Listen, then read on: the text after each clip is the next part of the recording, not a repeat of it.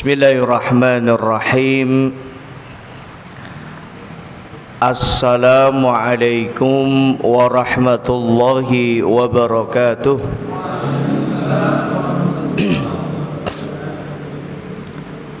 Innal hamdalillah nahmaduhu wa nasta'inuhu wa nastaghfiruh wa na'udzu billahi min shururi anfusina wa sayyiati a'malina. من يهدي الله فلا مضل له ومن يضلل فلا هادي له أشهد أن لا إله إلا الله وحده لا شريك له وأشهد أن محمدا عبده ورسوله لا نبي بعده اللهم صل وسلم وزد وبارك على رسولنا ونبينا محمد وعلى آله وأصحابه ومن تبعهم بإحسان إلى يوم الدين أما بعد. Ibu-ibu, bapak-bapak, mas-mas, mbak-mbak, ikhwan wa akhwat fillah, seluruh jamaah rahimani wa rahimakumullah, semoga Allah senantiasa memberikan hidayah, rahmat dan taufiknya kepada kita semuanya. Amin ya rabbal alamin. Alhamdulillah, kita bersyukur kepada Allah di malam hari ini. Allah subhanahu wa ta'ala masih memberikan kita kehidupan di dunia, sehingga ini adalah kesempatan kita untuk kita beribadah dan beramal saleh, dan juga kesempatan kita untuk kita beristighfar dan bertobat kepada Allah subhanahu wa ta'ala. Karena boleh jadi malam ini adalah kesempatan kita yang terakhir untuk kita beristighfar dan tobat kepada Allah subhanahu wa ta'ala. Dan kita senantiasa berdoa memohon kepada Allah, semoga Allah senantiasa menerima setiap ibadah dan amal saleh kita dan mengampuni dosa serta khilaf kita. Amin ya rabbal alamin. Jemaah rahimani wa rahimakumullah, alhamdulillah, kita pun bersyukur kepada Allah. Di malam hari ini kita masih diberikan kesehatan oleh Allah, sehingga alhamdulillah dengan nikmat sehat ini kita dapat gunakan untuk kita beribadah kepada Allah. Kita diberikan tangan, kaki, anggota tubuh yang sehat, yang alhamdulillah malam hari ini dapat kita gunakan untuk kita berangkat dari rumah kita menuju tempat yang dicintai Allah ini, untuk tidak melakukan hal-hal yang sia-sia, tapi justru kita melakukan sesuatu yang sangat bermanfaat dan bernilai ibadah di sisi Allah subhanahu wa ta'ala, yaitu salat isya berjamaah dan duduk bersama di majlis ilmu.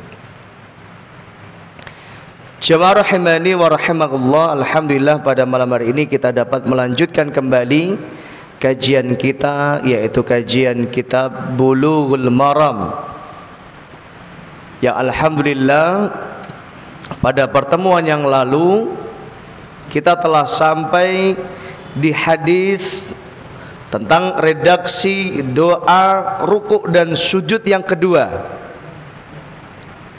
Ya, tentang apa? Redaksi doa sujud atau rukuk. Silakan yang bawa kitab bisa dibuka kitabnya. Dan malam hari ini kita akan masuk hadis baru, hadis yang diriwayatkan dari sahabat Nabi Abu Hurairah radhiyallahu anhu, yaitu hadis yang menjelaskan tentang kapan saja kita bertakbir atau mengangkat tangan. Namun sebagaimana biasa, sebelum kita mulai, mari kita awali dan buka kajian kita pada malam hari ini dengan membaca basmalah. Bismillahirrahmanirrahim. Kita berdoa memohon kepada Allah semoga apa yang kita kaji, apa yang kita pelajari pada malam hari ini menjadi ilmu yang manfaat, ilmu yang barokah untuk diri kita, keluarga kita, dan untuk seluruh kaum muslimin. Amin ya rabbal alamin. Ya, jamaah rahimani wa rahimakumullah. Sebelum kita masuk pada hadis baru, tidak salahnya kita mengingat kembali apa yang sudah kita kaji pada pertemuan yang lalu. Kita baca hadis dengan cepat. Yang pertama, kemarin kita mengkaji hadis yang diriwayatkan dari sahabat Nabi Hudzaifah radhiyallahu anhu. Beliau berkata, "Shallaitu ma'an Nabi." Aku salat bersama Nabi sallallahu alaihi wasallam. Fama marrat bihi ayatu rahmatin illa waqafa indaha yas'al. Tidaklah Nabi sallallahu alaihi wasallam melewati atau membaca ayat yang isinya tentang rahmat Allah illa waqafa, kecuali Nabi berhenti. Yas'al, waqafa indaha yas'al, kecuali Nabi berhenti pada ayat tersebut. Yas'al, dan Nabi berdoa memohon rahmatnya Allah subhanahu wa ta'ala. Wala ayatu adzabin illa ta'awwadha minha, dan tidaklah Nabi sallallahu alaihi wasallam membaca ayat yang isinya tentang azab illa ta'awwadha minha, kecuali juga Nabi sallallahu alaihi wasallam berhenti dan beliau berta'awud, berlindung kepada Allah dari azab-azabnya. Dan ini kemarin kita sudah kaji, ini disunnahkan, diamalkan fi sholatin nafli, dalam sholat nafilah. Apa sholat nafilah? Sholat sunnah. Adapun sholat wajib, maka tentu kaitannya kalau kita sholat berjamaah bersama imam, maka kita mengikuti apa yang dilakukan oleh imam. Kalau imam tidak berdoa, tidak berhenti dan berdoa, maka kita juga tidak berhenti dan berdoa. Kecuali kalau ini kita lakukan ya ketika kita sholat nafilah, sholat sendirian, sholat duha, sholat tahajud, ya, sholat witir, maka ini bisa kita lakukan. Kemudian pada pertemuan yang lalu juga kita mengkaji hadis yang selanjutnya yang diriwayatkan dari Abdullah bin Abbas radhiyallahu anhuma. Beliau berkata, qala Rasulullah ala wa inni nuhitu an aqra'al qur'ana raqi'an aw sajida. Hadis ini menjadi dalil tentang larangan membaca Al-Qur'an dalam kondisi ruku' dan sujud. Sungguh aku dilarang, berarti yang melarang Nabi siapa? Allah. Sungguh aku telah dilarang untuk membaca Al-Quran ketika dalam kondisi raki'an aw sajida. Raki'an aw sajida, dalam kondisi rukuk maupun sujud tidak boleh membaca Al-Quran. Fa'ammar ruku' fa'azzimu fihi rabba. Adapun ketika kalian ruku', fa'azzimu fihi rabba, maka agungkan Allah subhanahu wa ta'ala dengan membaca apa kemarin? Subhana rabbiyal azim. Ini dalilnya. Wa amma sujud, adapun ketika sujud, fajtahidu fid du'a, maka bersungguh-sungguhlah di dalam berdoa. Dan di antara zikir, ya, bacaan yang dibaca ketika sujud adalah membaca subhana rabbiyal a'la. Ij'aluha fi sujudikum. Ketika turun ayat sabbihisma rabbikal a'la, maka Nabi mengatakan ij'aluha fi sujudikum. Jadikanlah ucapan subhana rabbiyal a'la ini bacaan ketika sujud. Fajtahidu fid du'a, dan bersungguh-sungguhlah di dalam berdoa kepada Allah Subhanahu wa taala. Dan ini juga kemarin ya, kita terikat kalau kita dalam kondisi sholat berjamaah. Kalau kita sholat munfarid sendirian, tentu kita bebas untuk apa? Memanjangkan sujud kita untuk kita berdoa kepada Allah. Namun apabila kita konteksnya adalah dalam kondisi berjamaah, baik imam maupun makmum, ya, bagi imam tentu harus mencukupkan dirinya, tidak sujud begitu lama. Karena apa? Di belakangnya ada makmum, dan boleh jadi ada sebagian makmum yang tidak kuat untuk sujud lama. Maka secukupnya. Begitu pula ketika posisi kita sebagai makmum, maka kita tidak boleh juga apa? Berlama-lama sujud ketika imam telah bangkit dari sujud. Jadi kalau imam sudah bangkit dari sujud, ya bangkitlah dari sujud. Jangan kok sujud terus. Ini adalah menyelisihi sunnah. Ini adalah menyelisihi praktek sholat berjamaah yang benar yang diajarkan Nabi Sallallahu Alaihi Wasallam. Ada 3 macam penyimpangan kesalahan dalam sholat berjamaah yang dilakukan oleh makmum. Yang pertama, mendahului gerakan imam.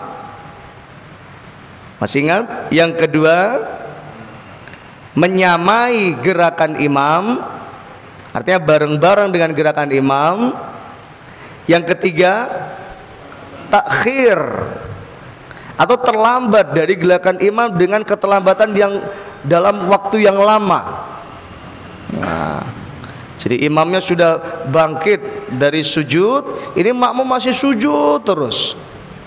Atau imamnya sudah iktidal, bahkan sudah ruku', ini makmumnya masih ruku'. Nah, ini menyelisihi sunnah yang semacam ini. Inilah yang kita kaji pada pertemuan yang lalu. Kemudian yang terakhir adalah hadis Aisyah kemarin. Qalat, kata Aisyah radhiyallahu anha, kana Rasulullah yaqulu fi ruku'ihi wa sujudihi. Nah, ini redaksi bacaan ruku' dan sujud yang lain. Kalau sebelumnya bacaan ruku' adalah subhana rabbiyal azim, bacaan sujud adalah subhana rabbiyal a'la. Maka dalam hadis Aisyah ini disebutkan ada doa yang kedua, bacaan, redaksi bacaan yang kedua dalam ruku' dan sujud, yaitu apa? Subhanakallahumma wa bihamdika Allahumma ghfirli. Subhanakallahumma wa bihamdika, Maha suci Engkau ya Allah, wa bihamdika, dengan segala pujian hanya milikmu. Allahumma ghfirli, ya Allah ampunilah aku. Dan sebenarnya ini redaksi doa rukuk dan sujud ini adalah doa yang lebih lengkap dari yang sebelumnya. Kalau subhana rabbiyal azim hanya sekedar mengagungkan Allah, begitu juga subhana rabbiyal a'la meninggikan Allah. Tapi kalau kita membaca subhanakallahumma wa bihamdika Allahumma ghfirli, ini ada 2 keutamaan. Keutamaan yang pertama, bertasbih kepada Allah, memuji Allah. Dan keutamaan yang kedua, ada doa, Allahumma firli. Nah, sedangkan di redaksi yang sebelumnya tidak ada doanya, hanya apa? Hanya tasbih subhana rabbiyal azim, Subhana rabbiyal a'la. Nah, ini redaksi yang kedua ini yang lebih sempurna. Ada bacaan doanya juga. Allahumma firli. Ustadz, mana yang diamalkan? Silahkan diamalkan kedua-duanya. Kadangkala membaca Subhana rabbiyal a'la, kadangkala membaca Subhanakallahumma wa bihamdika Allahumma firli. Kadangkala membaca Subhana rabbiyal azim, kadangkala membaca Subhanakallahumma wa bihamdika Allahumma firli. Berapa kali Ustaz dibaca? Hadisnya berapa kali Bapak Ibu? Sekali, ya cukup sekali. Jadi cukup sekali membaca Subhanakallahumma wa bihamdika Allahumma ghfirli. Nah, itu sudah cukup. Nah, inilah yang terakhir yang kita kaji pada pertemuan yang lalu atau pekan yang lalu. Nah, pada malam hari ini kita akan masuk pada hadis yang menjelaskan kepada kita kapan saja kita bertakbir. Jadi hukmut takbir wa maudhi'uhu minas shalah.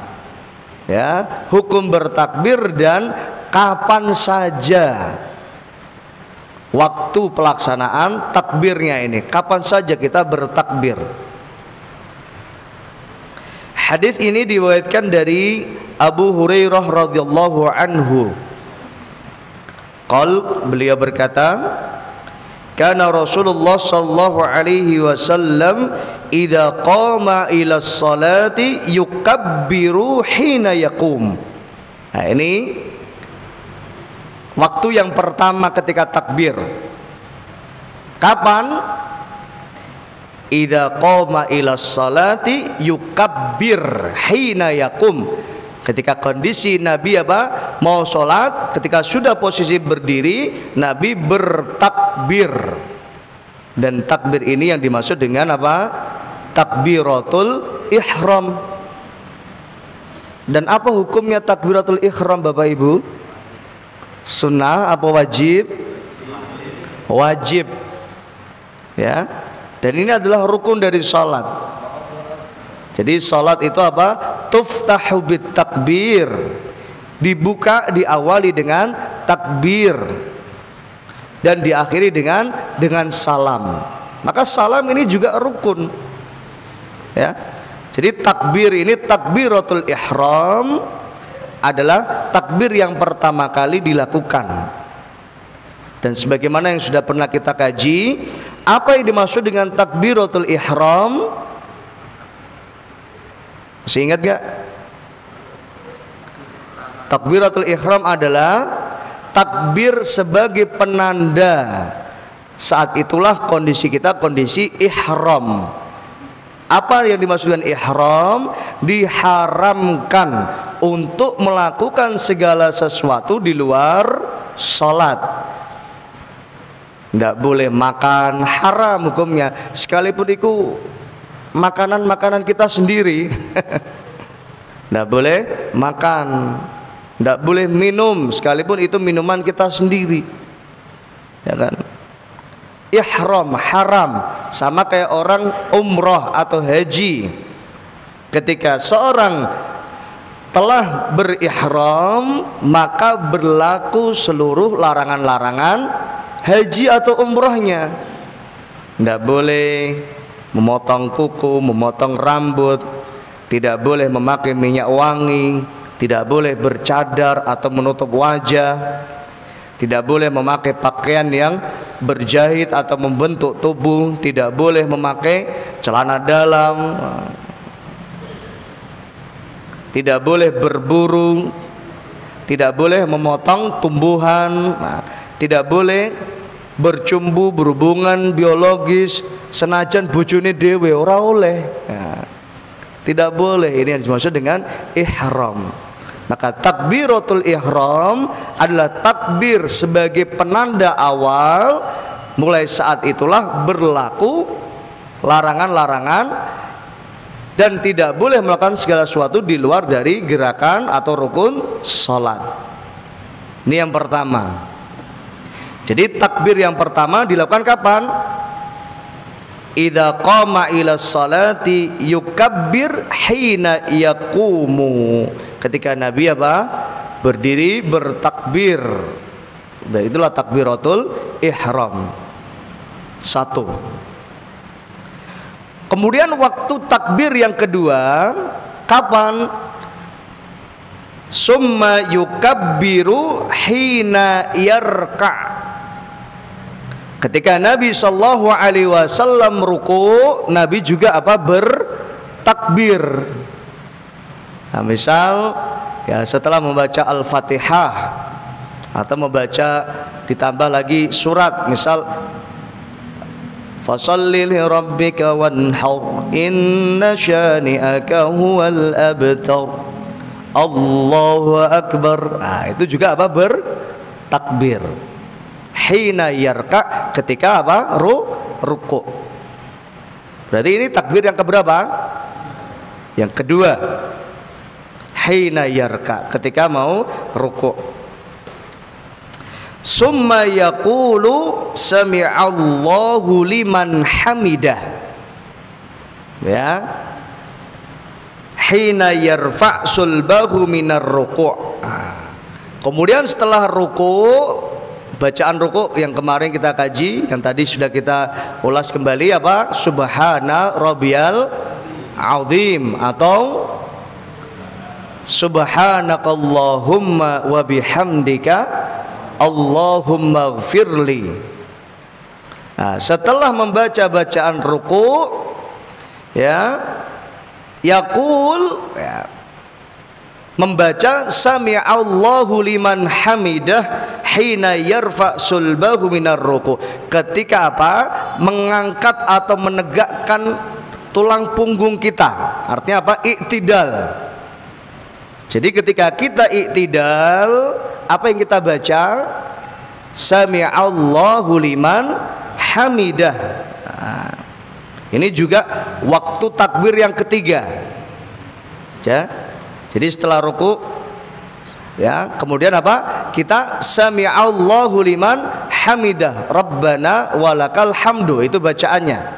Bagi imam membaca sami'allahu liman hamidah dan Rabbana walakal hamdu. Bagi makmum cukup membaca Rabbana walakal hamdu. Makmum tidak membaca sami'allahu liman hamidah, karena ini hanya khusus bagi imam. Tapi imam juga tetap membaca Rabbana walakal hamdu. Adapun makmum hanya membaca Rabbana walakal hamdu. Jadi takbir yang pertama ketika takbiratul ihram, kedua ketika mau ruku', kemudian i'tidal sami'allahu liman hamidah. Ya, ketika i'tidal membaca sami'allahu liman hamidah. Rabbana walakal hamdu. Summa yaqulu wa huwa qa'imun. Nah, jadi ketika sudah berdiri, nah ini, jadi kapan membaca sami'allahu liman hamidah?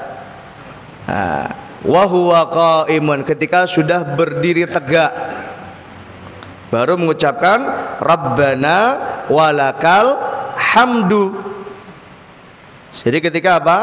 Imam membaca sami'allahu liman hamidah, maka ketika sudah tegak berdiri, kita baca Rabbana walakal hamdu.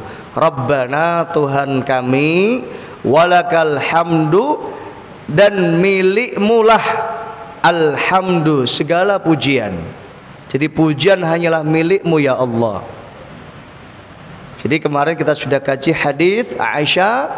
Jadi Nabi mengatakan, sesungguhnya ini salat, ya, tidak boleh disibukkan dengan ucapan-ucapan manusia. Salat itu tidak lain adalah takbir, tasbih, tahmid, wa qiraatil Quran. Salat itu isinya tasbih, ya, takbir, tahmid, dan bacaan Al-Quran. Nah ini. Jadi Rabbana walakal hamdu, wahai Rabb kami, lakal hamdu, milikmu segala pujian. Kemudian waktu takbir yang selanjutnya, summa yukabbiru hina yahwi sajidan. Ya, setelah sami Allahu liman hamidah rabbana walakal hamdu. Kemudian ketika mau sujud takbir lagi, Allahu akbar. Hina yahwi sajidan, ketika turun apa? Mau sujud. Dan ini dibaca ketika apa? Perpindahan, ya. Dari qiyam tadi mau sujud itu dibacanya, ya, takbirnya dibaca. Bukan ketika sudah sujud baru apa? Allahu akbar. Nah, karena apa? Ketika sujud bacaannya apa tadi? Subhana rabbiyal a'la atau subhanakallahumma wa bihamdika Allahumma ufirli. Ini banyak kesalahan. Ada sebagian yang ketika sujud baru mengucapkan Allahu akbar, ya, atau ketika rukuk baru Allahu akbar. Nah, karena ini ada waktu-waktu tertentu. Sama ketika tadi iktidal, bangkit dari rukuk, ya, bacaan Allahu akbar ya ketika apa? Bangkit dari rukuk tadi sami Allahu liman hamidah, ya, bangkit dari rukuk baca sami Allahu liman hamidah imam. Ketika sudah berdiri baru membaca Rabbana walakal hamdu. Bukan antara rukuk dengan berdiri baca Rabbana walakal hamdu, sebagaimana hadis yang sudah kita baca. Kemudian takbir yang selanjutnya, summa yukabbiru hina yarfa'u ra'sahu. Tadi sudah sujud, ketika mengangkat kepala, bangkit dari sujud, mengangkat rafa'a ra'sahu, mengangkat kepala kita juga apa? Bertakbir. Allahu akbar. Nah ini, ya, hina yarfa' ra'sahu. Kemudian summa yukabbiru hina yasjudu. Kemudian ketika mau sujud lagi apa? Bertakbir. Kayak ini. Jadi waktu-waktu bertakbir. Kemudian yang selanjutnya summa yukabbiru hina yarfa'. Kemudian bangkit lagi dari sujud bertakbir. Summa yaf'alu dzalika fis salati kulliha. Kemudian yang semacam ini dilakukan di setiap rakaat salat. Jadi yang dimaksud dengan fis salati kulliha adalah yang seperti inilah cara sholat dalam satu rakaat. Jadi macam-macam takbir dalam satu rakaat. Dan inilah lakukan yang semacam ini fis salati kulliha, dalam rakaat-rakaat yang lain atau dalam sholat yang lain. Wa yukabbiru hina yaqumu minas santaini ba'dal julus. Nah, dan juga apa? Bertakbir ketika kapan? Ketika berdiri setelah tasyahud awal. Nah, setelah 2 rakaat berdiri bertakbir. Nah, ini adalah waktu-waktu ketika takbir. Kita hitung lagi. 1, kapan?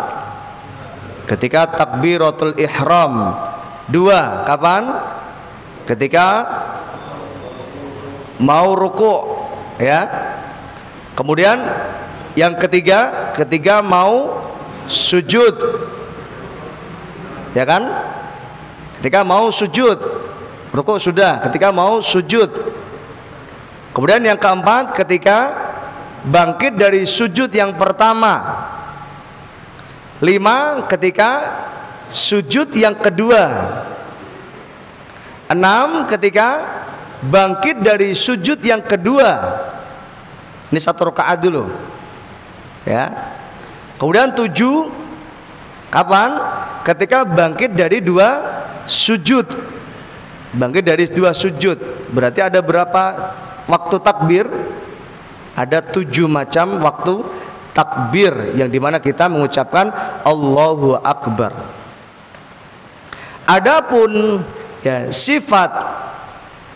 sifat raf'ul yadain, takbiratul ihram. Nah, di sini ada khilaf di antara para ulama. Ada khilaf di antara para ulama. Yang pertama ini hanya diwajibkan indal iftitah, ketika takbiratul ihram saja. Adapun yang lain ya, sebagaimana pendapat Abu Hanifah, Malik wa Syafi'i wa Ahmad ya, mengangkat kedua tangan ini hukumnya mustahabbah. Jadi ada dua pendapat. Yang pertama hukumnya wajib, semuanya wajib mengangkat tangan. Yang kedua apa? Mustahabbah, disukai atau silahkan kalau mengatakan. Kalau enggak tidak masalah. Tapi yang wajib, yang para ulama bersepakat apaan? Ketika takbiratul ihram. Kenapa para ulama berbeda pendapat dalam hal ini? Karena kemarin ketika awal kita mengkaji tentang hadis musiius shalah, yaitu hadis tentang orang yang sholatnya cepat-cepat, ya, disuruh ngulangin Nabi. Nah, ketika Nabi mengajari tata cara sholat, saat itu Nabi Shallallahu Alaihi Wasallam tidak memerintahkan untuk mengangkat tangan di takbir-takbir yang lain, hanya ketika takbiratul ihram. Nah, seandainya ini semua adalah wajib mengangkat tangan, niscaya juga telah dijelaskan oleh Nabi Sallallahu Alaihi Wasallam. Nah, ini adalah dalil alasannya kenapa jumhur ulama ya, anna takbirat laisat wajibah bal hiya mustahabbah. Nah, hukumnya apa? Mustahabbah. Wallahu a'lam ya. Wallahu a'lam. Yang terpenting takbiratul ihram ini hukumnya wajib ya. Takbiratul ihram hukumnya wajib. Nah, dalam sebuah hadis yang diriwayatkan dari Abu Hurairah radhiyallahu anhu, ya, ini hadis ini penting. Nabi sallallahu alaihi wasallam bersabda, "Idza qala al-imam", apabila imam membaca atau mengucapkan sami'allahu liman hamida, maka Nabi mengatakan faqulu, maka ucapkanlah Allahumma rabbana lakal hamdu. Jadi membaca apa? Rabbana lakal hamdu. Fa inna man wafaqa qauluhu qaulal malaika, karena siapa yang ucapan Rabbana walakal hamdunya bebarengan dengan ucapan Rabbana lakal hamdunya para malaikat, nah, kata Nabi sallallahu alaihi wasallam, ghufira lahu ma taqaddama min dzambi. Maka amalan atau ucapan Rabbana walakal hamdu ini, ghufira lahu ma taqaddama min dzambi, dapat menggugurkan dosa-dosanya yang telah lalu. Maka ketika imam membaca sami'allahu liman hamidah, maka bersegeralah untuk menjawab Rabbana walakal hamdu. Karena kalau ucapan Rabbana walakal hamdu kita bersamaan dengan para malaikat mengucapkan, jadi malaikat juga ikut menyambut ucapan sami'allahu liman hamidah. Para malaikat juga mengucapkan Rabbana walakal hamdu. Nah, siapa yang ucapan atau bacaan Rabbana walakal hamdunya bebarengan dengan apa yang diucapkan oleh para malaikat, karena Nabi mengatakan ghufira lahu ma taqaddama min dzambi, maka akan terampuni atau diampuni dosa-dosanya yang telah lalu. Nah, ini Allahu Akbar. Berarti kalau setiap rakaat kita membaca Rabbana walakal hamdu, paling tidak minimal ya, kalau sholat maghrib berarti minimal berapa i'tidal? 2 i'tidal. Kalau sholat isya berapa i'tidal? 3 i'tidal. Kalau sholat subuh berapa i'tidal? 1 i'tidal. Sholat duhur 3 i'tidal. Nah, ini maka dosa-dosa kita sebagaimana sabda Nabi, ghufirallahu ma taqaddama min dzambi, maka telah terampuni dosa-dosanya yang telah lalu. Nah, ini. Ya jamaah rahimani wa rahimakumullah, ini yang saya maksud. Hadis ini menjadi dalil ya ucapan Rabbana walakal hamdu ba'dal qiyam minar ruku', yaitu setelah bangkit dari ruku'. Hadza fi haqqil imam wal munfarid illal ma'mum, ya. Ini dibaca oleh imam atau munfarid ketika kita sholat dalam kondisi sendirian. Illal ma'mum, kecuali makmum, fayaquluha hina raf'i minas ruku' badalan an sami Allahu liman hamidah. Maka makmum ketika mengangkat pundaknya, ya, punggungnya setelah ruku', makmum hanya membaca Rabbana walakal hamdu. Imam baca sami Allahu liman hamidah dan Rabbana walakal hamdu. Kecuali kalau kita sholat munfarid, kita juga tetap membaca sami Allahu liman hamidah Rabbana walakal hamdu. Nah ini. Ya jamaah rahimani wa rahimakumullah. Nah ini adalah hadis yang pertama yang kita kaji pada malam hari ini. Kemudian kita masuk pada hadis yang kedua. Tentang redaksi bacaan, ya, iktidal atau bangkit dari dua sujud, redaksi yang kedua. Kalau redaksi pertama tadi hanya Rabbana walakal hamdu. Nah, ini ada bacaan yang lain, sama kayak ruku' dan sujud tadi.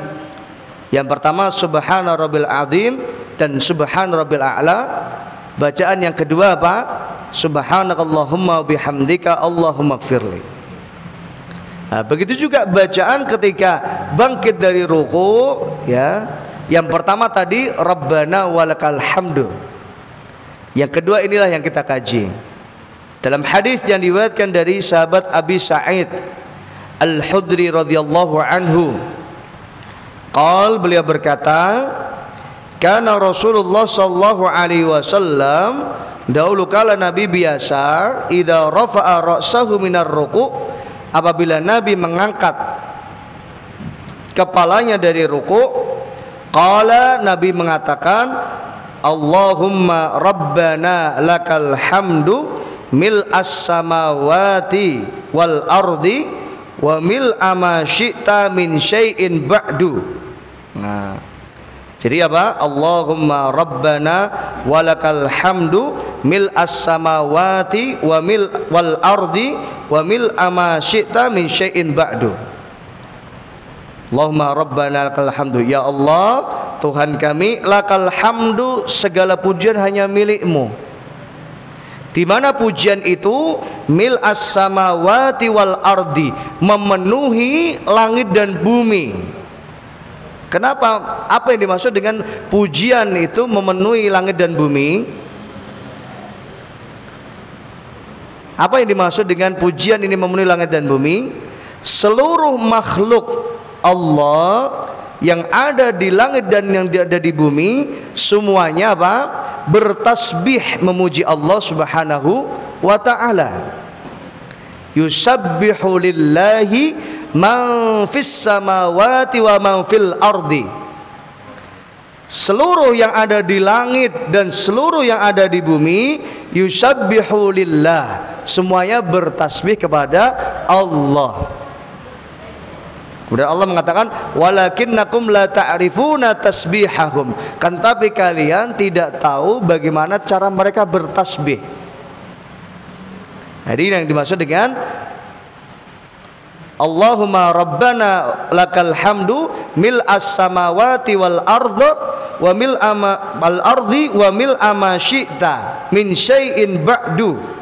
Nah, dan pujian Allah sepenuh apapun dengan apa yang dikehendaki Allah Subhanahu wa ta'ala. Nah, kemudian ahlas sana'i wal majdi, engkaulah ya Allah ahlas sana'i wal majdi, pemilik as-sana. As-sana itu apa? pujian. Ya, ats-tsana artinya pujian. Wal majdi, ya, al majdi adalah keagungan. Jadi Allah lah pemilik pujian dan yang memiliki keagungan. Ahlat tsana'i wal majdi. Ahaqqu ma qala al abdu. Ahaqqu ma qala al abdu, yaitu ini adalah kemuliaan yang berhak untuk diucapkan oleh seorang hamba. Jadi kemuliaan itu hanyalah milik Allah, dan inilah yang diucapkan seorang hamba kepada Tuhannya, kepada Allah Subhanahu wa taala. Wa kulluna laka abdun, dan semua kami adalah kepadamu, adalah kami semuanya adalah hambamu. Allahumma la mani'a lima a'taita wa la mu'tiya lima mana'ta wa la yanfa'u dzal jaddi minkal jadd. Ini redaksi bacaan ini bacaan yang panjang. Allahumma la mani'a lima a'taita, ya Allah, la mani'a lima a'taita, tidak ada yang bisa menghalangi, enggak ada yang bisa menghalang-halangi apa yang telah Engkau berikan kepada kami.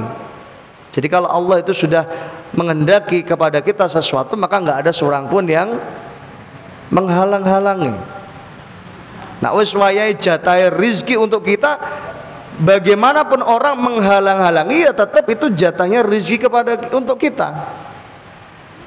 La mani'a lima ataita wala mu'tiya lima mana'ta, dan tidak ada seorang pun yang dapat memberikan sesuatu kepada kita apa yang tidak dikehendaki Allah Subhanahu wa taala. Orang mau nolong kita, membela kita, melindungi kita, kalau Allah enggak menghendaki maka enggak akan bisa. Mau ya presiden yang melindungi kita, mau menteri, ya, mau jenderal, ya, mau apa, Sambo, nggak akan bisa melindungi kita. Karena apa? Yang bisa melindungi kita hanyalah Allah Subhanahu wa ta'ala. Nah, ini adalah akidah, keyakinan, ya, orang yang beriman kepada Allah Subhanahu wa ta'ala. Nggak ada yang bisa menolong kecuali Allah, nggak ada yang bisa melindungi kecuali Allah Subhanahu wa ta'ala. Nah, ini panjang nggak Bapak Ibu? Hah? Mana yang mudah? Rabbana walakal hamdu, ya, Rabbana walakal hamdu. Insyaallah ini yang jauh lebih mudah. Nabi sallallahu alaihi wasallam, kata Aisyah, ma khayyira Rasulullah sallallahu alaihi wasallam bithnain, tidaklah Nabi sallallahu alaihi wasallam diberikan dua pilihan illa akhadha aisarahuma, kecuali Nabi memilih yang mudah. Malam yakun itsman, selama itu bukan merupakan sesuatu atau perbuatan dosa. Jadi dipilih yang mudah, yang ringan untuk diamalkan. Kalau Rabbana walakal hamdu mudah untuk diamalkan, maka bacalah Rabbana walakal hamdu. Kalau redaksi yang kedua, Allahumma Rabbana lakal hamdu mil as-samawati wal ardi wa mil ma syi'ta min syai'in ba'du, ya. Kemudian ahlat tsana'i wal majdi, ya, ahlas sana'i wal majdi ahaqqu ma qala al abdu wa quluna laka abdun Allahumma la mani'a lima ataita wa la mu'tiya lima mana'ta wa la yanfa'u dzal jaddi minkal jadd. Silahkan kalau ini mudah. Begitu juga tadi ruku dan sujud, ya. Yang mudah membaca subhana rabbiyal azim boleh, atau yang mudah membaca subhanakallahumma rabbana, subhanakallahumma rabbana Allahumma firli, itu juga boleh. Subhana rabbika apa subhanakallahumma wa bihamdika Allahumma firli, itu boleh, silahkan. Mana yang mudah untuk kita amalkan. Jamaah, kemarin kita sudah mengkaji juga tentang masalah ketika orang mau sujud Nah, mana yang didahulukan, tangan atau lutut? Nah, memang di sisi yang lain ada hadis yang menjelaskan tentang larangan jangan sampai kalian sujud atau fala tabruk, ya, sebagaimana duduknya unta. Unta itu kalau mau duduk itu yang didahulukan lututnya. Maka ini termasuk sifat sholat yang dihindari harusnya. Tapi khusus bagi yang sepuh, mendahulukan tangan ini adalah sesuatu yang sulit, ya kan? Sesuatu yang mungkin sulit untuk dilakukan.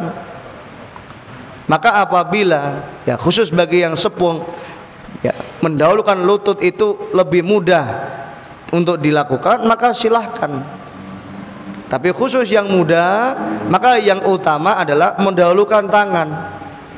Kecuali kalau yang mudah pun tidak bisa mendahulukan tangannya, misal sakit atau apa, silahkan dahuluan lututnya, tidak masalah. Mana yang lebih mudah untuk diamalkan.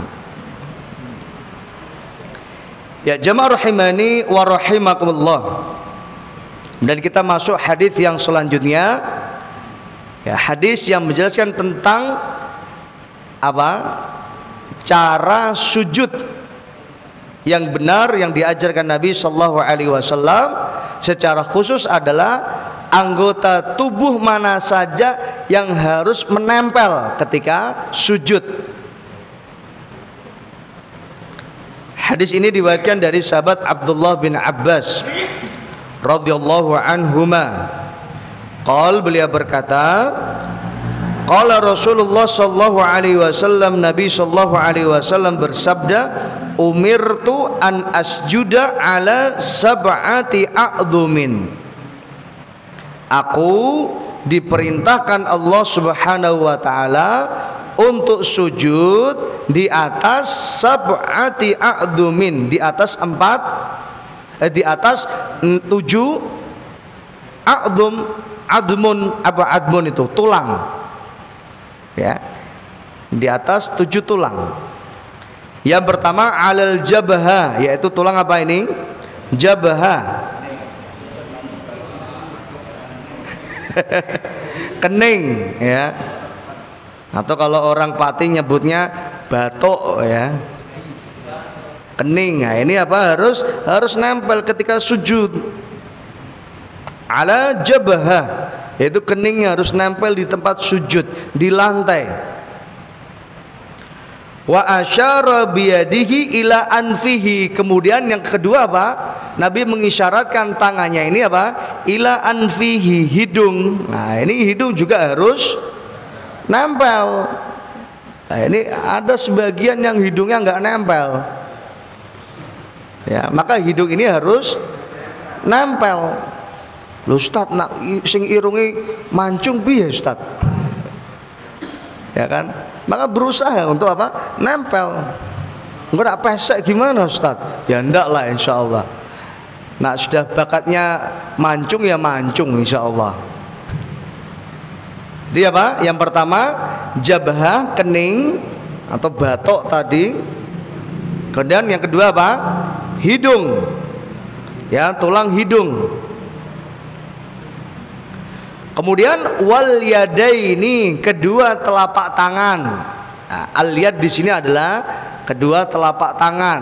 Nah, ini juga harus nempel. Kita ulangi lagi, jabhah, kening, hidung, kedua telapak tangan. Sudah berapa?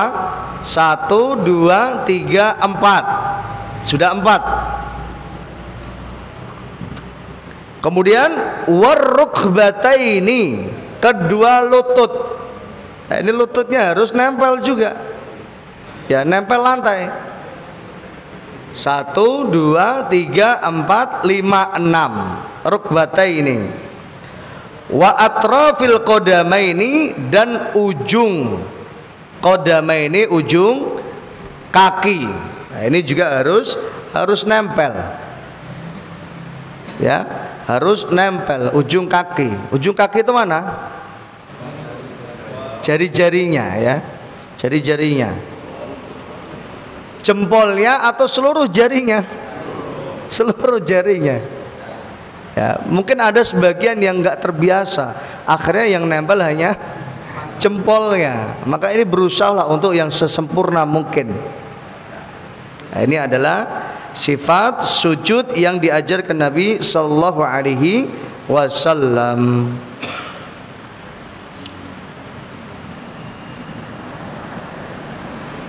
Nah, ini penting. Tentang apa? Hidung, menempelkan hidung di lantai. Dalam sebuah hadis yang diriwayatkan dari Abdullah bin Abbas radhiyallahu anhu, anna Nabi sallallahu alaihi wasallam qala, Nabi sallallahu alaihi wasallam bersabda, la salata liman lam yamussa anfuhul arda. Tidak sempurna salatnya seseorang yang hidungnya tidak menempel arda, tanah atau tempat sujud. Kalau masjidnya di keramik ya nempel keramik. Nah, ini. Maka ini apa? Menjadi salah satu kesempurnaan sujud, kesempurnaan salat, yaitu harus menempelkan hidung. Nah, ini penting. Ya, hadis diriwayatkan dari jalur sahabat Abdullah bin Abbas radhiyallahu anhu.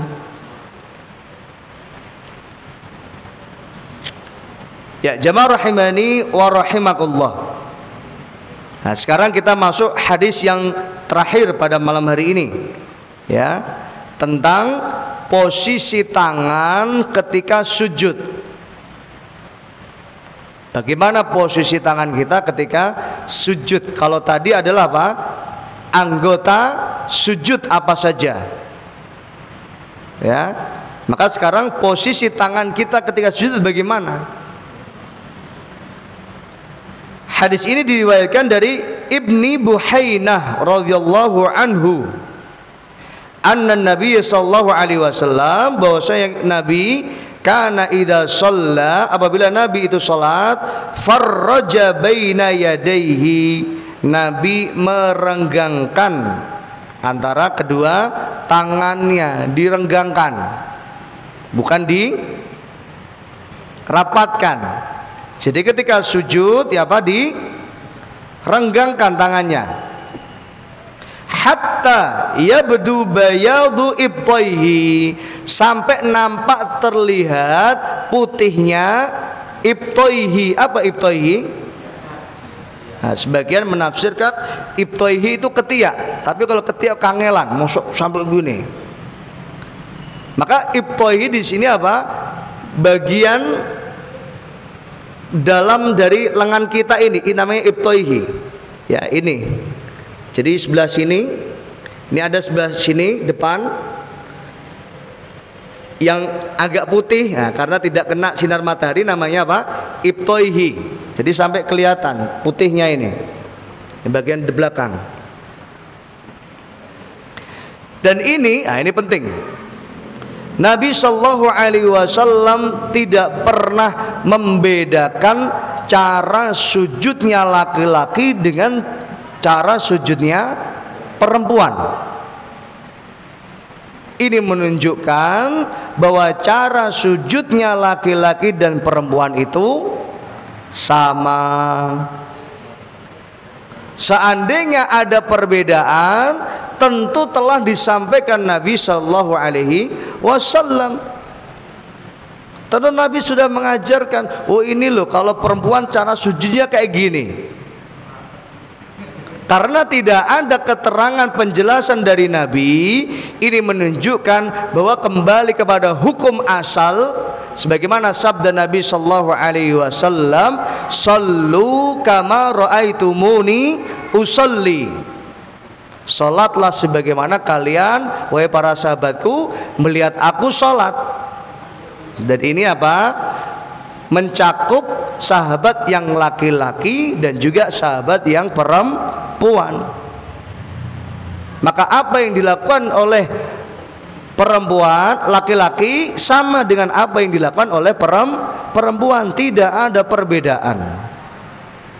Seandainya ada tentu telah dibedakan oleh Nabi sallallahu alaihi wasallam. Wallahu a'lam. Inilah pendapat yang rajih. Sekalipun ya kita menghargai ada sebagian yang berpendapat bahwa perempuan itu berbeda sujudnya, dikaitkan dengan adab. Nak ngene kurang beradab, ya kan, mosok wong wedok ngene gitu, ya harus gini. Ini semacam ini harus butuh dalil, ya.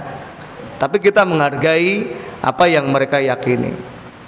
Nah, mana yang kita yakini? Tentu kita yakini sebagaimana hukum asalnya, sebagaimana Nabi tidak membedakan cara sholat laki-laki dan wanita, perempuan. Ini menunjukkan bahwa kedua-duanya sama, tidak ada perbedaan. Muttafaqun alaih. Hadis ini diriwayatkan oleh Imam Bukhari dan Imam Muslim. Kemudian hadis yang diriwayatkan yang selanjutnya dari Barra bin Azib radhiyallahu anhu. Beliau berkata, qala Rasulullah sallallahu alaihi wasallam, Nabi sallallahu alaihi wasallam bersabda, idza sajadta fadha' kaffaika. Idza sajadta fadha' kaffaika. Apabila kalian sujud, maka letakkanlah kedua telapak tanganmu. Diletakkan telapak tangan, semuanya diletakkan, ya. Jangan ada yang tidak mengenai lantai. Ada sebagian yang mungkin sujudnya kayak gini. Ini saya pernah memperhatikan, ya, sebagian orang, ya, itu ketika sujud apa caranya sujudnya gini, nah, ya. Jadi yang nempel apa? Jari-jarinya. Ini kayak mau push up gitu kan. Maka ini tidak boleh macam ini.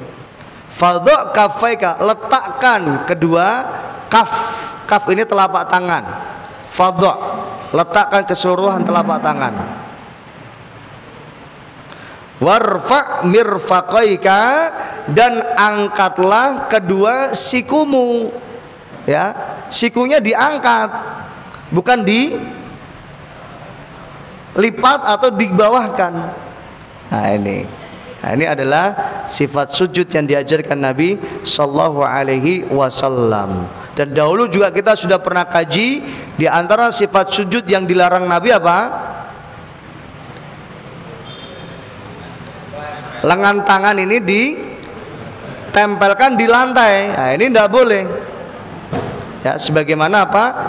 Duduknya anjing. Nah, ini termasuk duduk yang dilarang Nabi sallallahu alaihi wasallam, sujud yang dilarang Nabi sallallahu alaihi wasallam.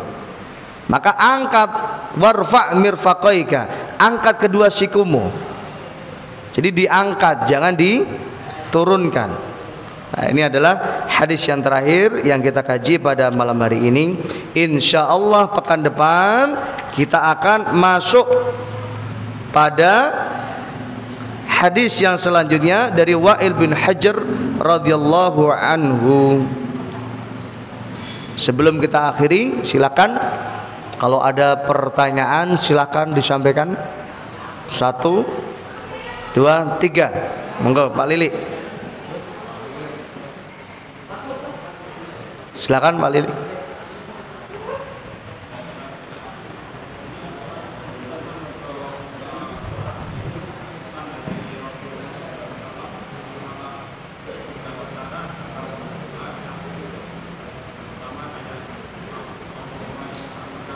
Mas Rozikin ada mic-nya enggak?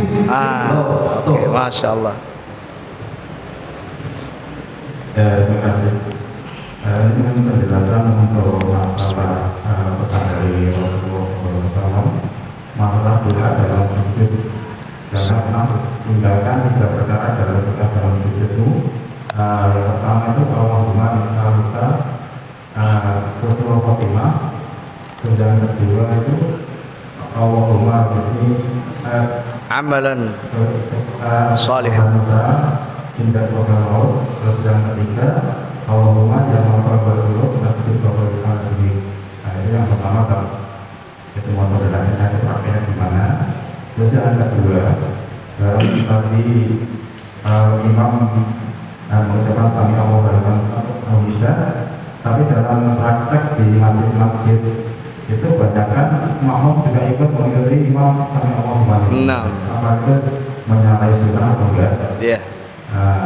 Terus yang ketiga itu mengenai ikram yang tidak boleh berjahit kayak ikram. Tapi saya pernah lihat prakteknya di sana waktu tawaf atau sapi ada beberapa jamaah yang dari luar negeri itu ikramnya kayak mukena, bukan mukena itu ada ceritanya kayak karetnya, apa itu sama enggak? Ya, barakallahu fiik. Yang pertama itu bukan hadis ya. Wallahu a'lam, itu adalah nasihat Syekh Abdul Aziz bin Baz rahimahullah taala. Jadi beliau menasihatkan ya, bahasa kalau kita ada ijazah gitulah. Jadi ketika kita sujud, jangan lupa berdoa memohon kepada Allah tentang 3 hal. Yang pertama, berdoalah mohon kepada Allah agar diberikan husnul khatimah. Kenapa memohon kepada Allah husnul khatimah? Karena husnul khatimah ini adalah menjadi penentu akhir kehidupan seorang hamba. Menjadi penentu akhir kehidupan seorang hamba. Dan waktu sujud adalah waktu yang mustajabah. Ya. Maka kita memohon kepada Allah agar diberikan husnul khatimah. Dan husnul khatimah ini sesuatu yang tentunya tidak mudah untuk diperoleh, kecuali kita terbiasa hidup dalam taat kepada Allah Subhanahu wa taala, terbiasa beribadah, terbiasa beramal saleh, maka kita bisa meninggal dalam kondisi husnul khatimah. Dan Nabi sallallahu alaihi wasallam juga bersabda, seorang akan diwafatkan Allah dalam kebiasaannya masing-masing. Kalau kita biasa ngaji, insya Allah kita diwafatkan Allah dalam kondisi ngaji. Ketika kita biasa membaca Al-Quran, insya Allah kita akan diwafatkan Allah dalam kondisi baca Al-Quran. Ketika kita terbiasa sholat, menghidupkan sholat sunnah, insya Allah ketika kita diwafatkan Allah, kita dalam kondisi apa? Sholat. Dan yang lainnya. Ini yang pertama, memohon husnul khatimah. Kemudian yang kedua, memohon kepada Allah agar amal kita diterima Allah Subhanahu wa taala. Dan apa yang kita harapkan ketika kita telah beribadah, beramal soleh? Kita hanya berharap agar ibadah dan amal soleh kita diterima Allah, bernilai pahala. Dan yang ketiga, kita memohon kepada Allah agar Allah Subhanahu wa taala mengampuni dosa-dosa kita. Ini 3 hal yang sangat penting, yang sangat kita butuhkan sebenarnya. Bahkan yang 2 ini selalu diminta Nabi sallallahu alaihi wasallam di setiap pagi hari.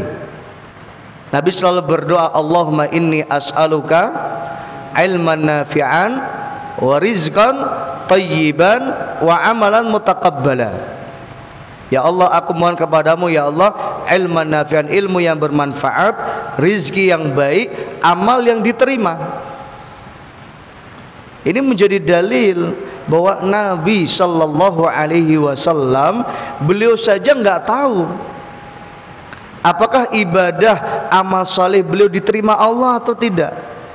Itu Nabi loh, apalagi kita. Nah, pertanyaan besarnya, sekarang kita sudah umur berapa tahun? Misal 70 tahun. Dari 70 tahun ini, berapa tahun sholat kita yang diterima Allah Subhanahu wa ta'ala? Kita sudah berapa kali berkurban? Dari kurban-kurban yang selama ini kita lakukan, berapa kurban yang diterima Allah Subhanahu wa ta'ala? Ini harus jadi renungan. Dari haji atau ibadah umrah yang kita lakukan, berapa yang sudah diterima Allah? Karena kita nggak tahu. mana ibadah yang diterima Allah Subhanahu wa ta'ala. Maka kita memohon kepada Allah agar Allah menerima ibadah amal saleh kita. Nah ini wallahu a'lam. Ini adalah nasihat atau wasiat dari Syekh Abdul Aziz bin Baz rahimahullah ta'ala tentang memohon 3 perkara: meninggal dunia dalam husnul khotimah, kemudian apa tadi? Diterima amal, dan yang ketiga diberikan kesempatan untuk taubat, diterima diampuni dosa-dosa kita. Allahu a'lam. Itu yang pertama. Kemudian pertanyaan yang kedua, banyak dilakukan oleh sebagian ya, tentunya sebagian umat Islam yang ada di Indonesia ini ketika i'tidal ya, sama membaca Sami Allahu liman hamidah. Ya ini tadi, inilah pentingnya ngaji. Dan kita tahu dengan apa yang dijelaskan oleh para ulama. Jadi ucapan Sami Allahu liman hamidah itu hanya dibaca satu oleh imam, atau yang kedua ketika kita sholat dalam kondisi munfarid sendirian, kita membaca Sami Allahu liman hamidah. Adapun Rabbana walakal hamdu, baik imam maupun makmum sama-sama baca. Nah ini wallahu a'lam ya, karena hadisnya tadi juga apabila imam membaca Sami Allahu liman hamidah faqulu. Nah, hadisnya apa? Nabi mengatakan apabila imam baca Sami Allahu liman hamidah faqulu, maka wahai makmum ucapkanlah Rabbana walakal hamdu. Allahu a'lam. Ini dalilnya. Ada lagi yang ketiga tadi? Oh iya, ihram. Ustadz, apa yang dimaksud dengan larangan berpakaian bagi laki-laki gini ya? Tidak boleh memakai pakaian yang berjahit. Yang dimaksud pakaian yang berjahit ini adalah yang membentuk tubuh. Ya, yang membentuk tubuh. Apa yang membentuk tubuh itu? Contoh satu, ya, kayak kemeja. Ini membentuk tubuh. Ada bagian tangannya, ya, ada bagian ketiaknya, ada bagian perutnya. Ini membentuk tubuh. Kemudian celana juga, ya, ada bagian pahanya, kakinya, ya, kiri kanan, itu membentuk tubuh. Adapun pakaian ihram bagi laki-laki yang biasa, ya, dan ini sebenarnya mungkin ada para ulama yang beristihad tentang ini. Ya. Dan itu dijadikan dalil selama ini tidak membentuk tubuh, maka hal itu diperbolehkan. Karena yang tidak boleh adalah ketika membentuk apa? Celana. Ya. Jadi yang dimaksud larangan berpakaian berjahit bukan segala yang ada jahitnya. Kalau segala yang ada jahitnya, kita pakai sabuk itu juga ada jahitannya. Kita pakai apa? Sendal itu juga ada jahitannya. Maka larangan yang semacam ini adalah sifatnya khusus bagi laki-laki. Adapun wanita memakai busana sebagaimana biasa. Pakai busana sebagaimana biasa. Ustadz, mana yang afdal? Yang utama adalah 2 helai kain untuk laki-laki. Karena itu tentu adalah ijtihad baru. Ya. Dan mana yang kita amalkan? Yang kita amalkan yang sudah pasti ada dalilnya, yaitu dengan 2 helai kain bagi laki-laki. Yang atas namanya rida, yang bawah namanya izar. Ya, rida itu digunakan sebagai selendang atau menutup bagian atas, izar digunakan sebagai sarung atau menutup bagian bawah. Ini Allahu a'lam. Yang kedua, mana tadi? Terima kasih. Silakan Pak Sutekna. Pada saat berdiri mau sujud, kan baca takbir ya. Nah itu takbirnya pada saat masih berdiri atau sudah sujud. Karena saya perhatikan ada imam yang mengucapkan takbir masih berdiri, makmumnya duluan sujud daripada imamnya. Nah ini yang benar sebenarnya. Apakah setelah sujud membaca takbir atau masih berdiri? Jadi kalau masih berdiri tadi yang mendahului. Kemudian yang kedua, bolehkah pada saat sujud itu berdoa yang selain 3 tadi ya? Saya biasa minta dengan anak-anak saya kayak soleh soleha. Boleh tak? Terima kasih. Ya, barakallahu fiik. Ketika kita mau sujud, kan bertakbir. Nah, kapan takbirnya ini diucapkan? Takbir ini diucapkan ketika dalam waktu perpindahan antara qiyam dengan sujud.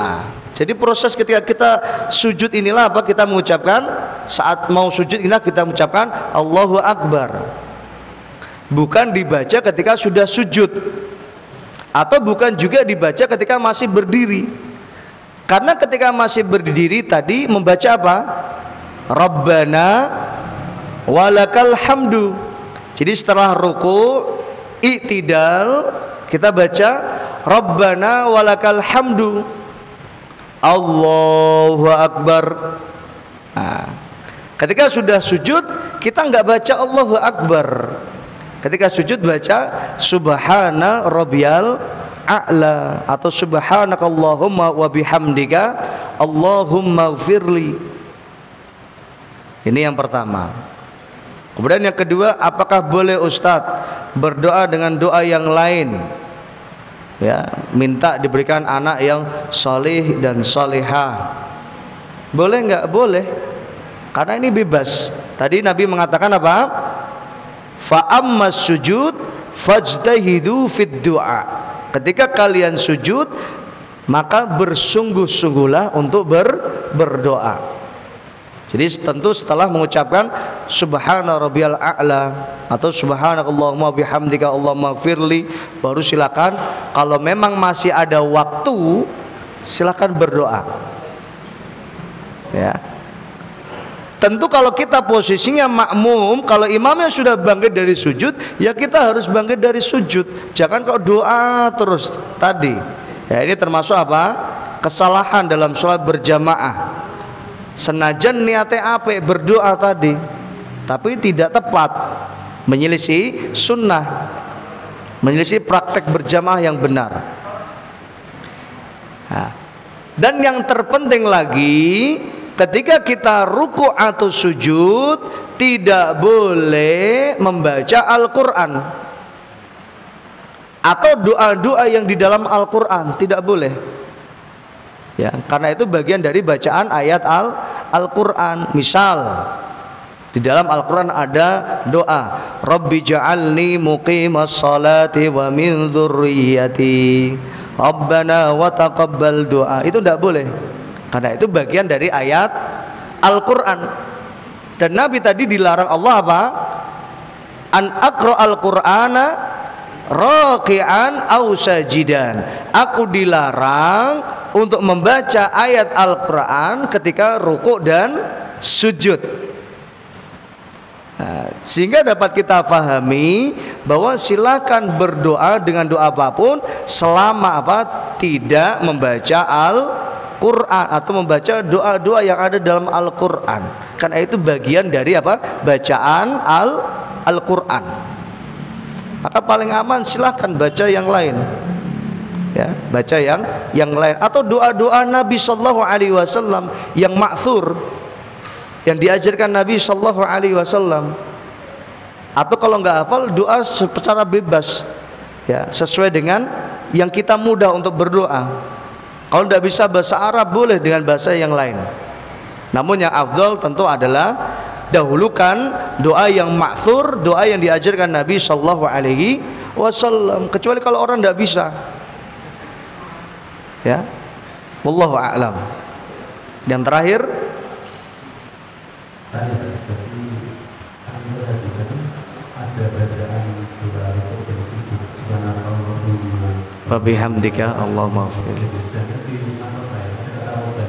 Itu apakah maknanya juga versi Subhanakallahumma Rabbana wa bihamdika Allahumma ighfir. Sedangkan yang satu tadi kalimatnya tidak ada kata Rabbana. Itu yang pertama.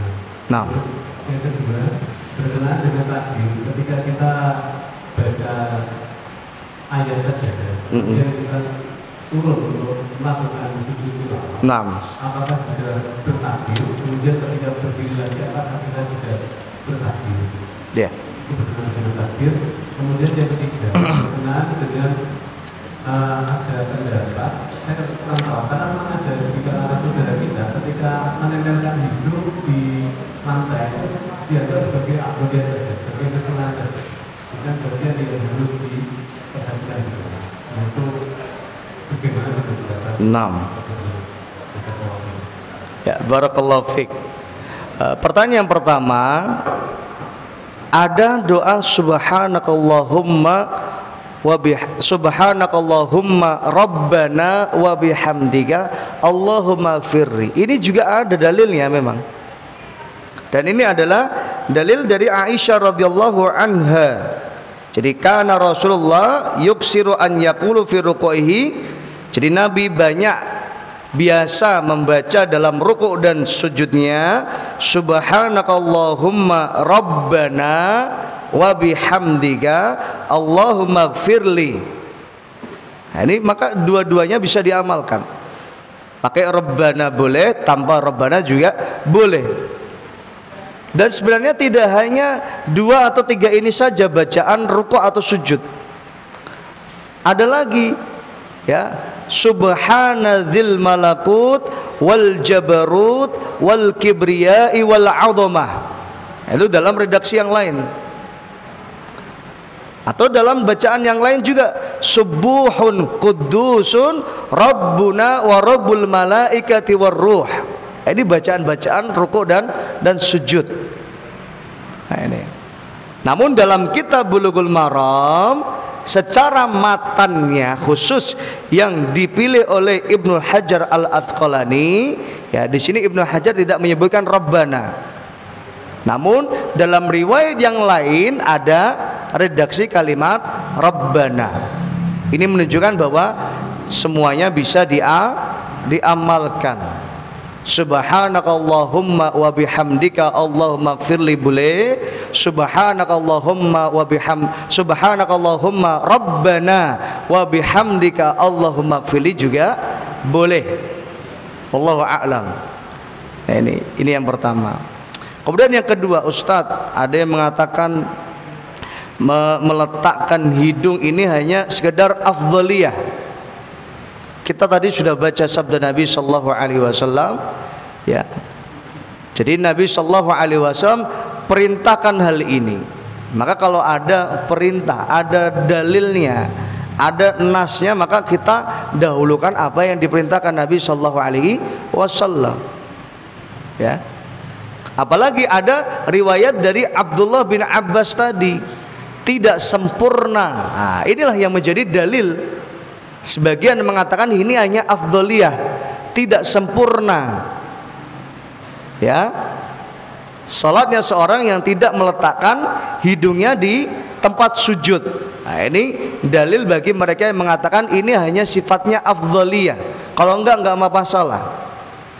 Namun wallahu a'lam, ya, tentu yang lebih aman adalah kita mengamalkan apa yang sudah Nabi sebutkan tadi.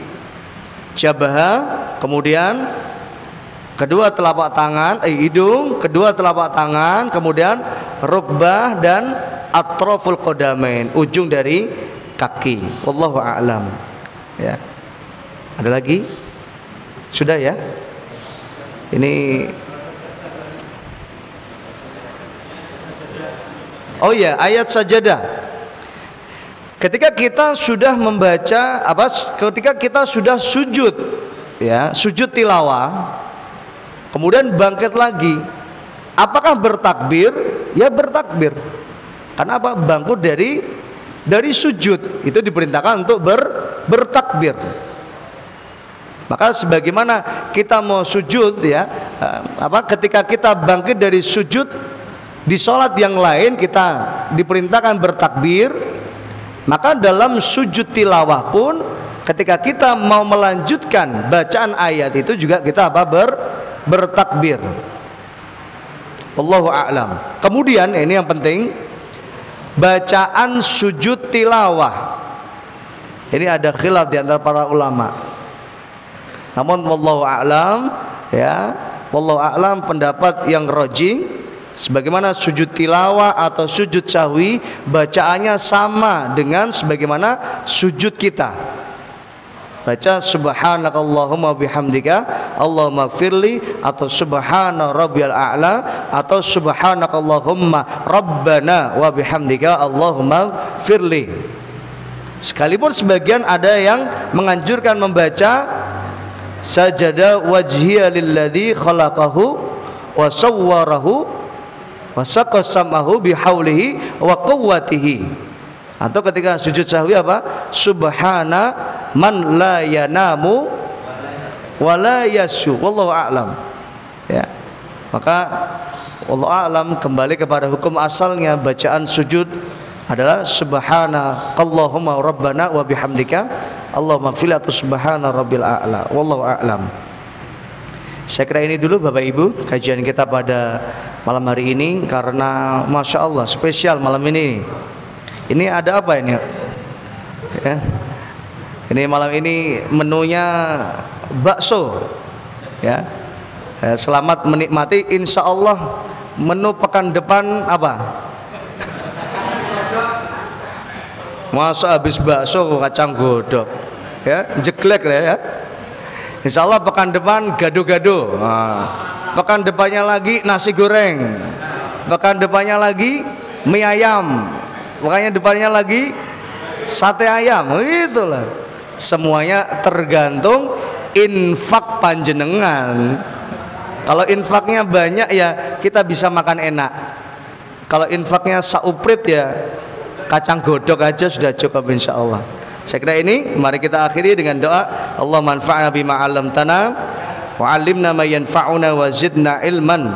Allahumma inna nas'aluka ilman nafi'an wa rizqan thayyiban wa 'amalan mutaqabbala. Rabbi ighfir lana wa liwalidayna warhamna kama rabbayana shighara. Rabbana atina fid dunya hasanah wa fil akhirati hasanah wa qina adzaban nar. Wa sallallahu ala nabiyyina Muhammadin wa ala alihi wa sahbihi wa sallam walhamdulillahi rabbil alamin. Mari kita akhiri dengan doa kafaratul majlis. Subhanakallahumma wa bihamdika asyhadu an la ilaha illa anta astaghfiruka wa atubu ilaik. Assalamualaikum warahmatullahi wabarakatuh.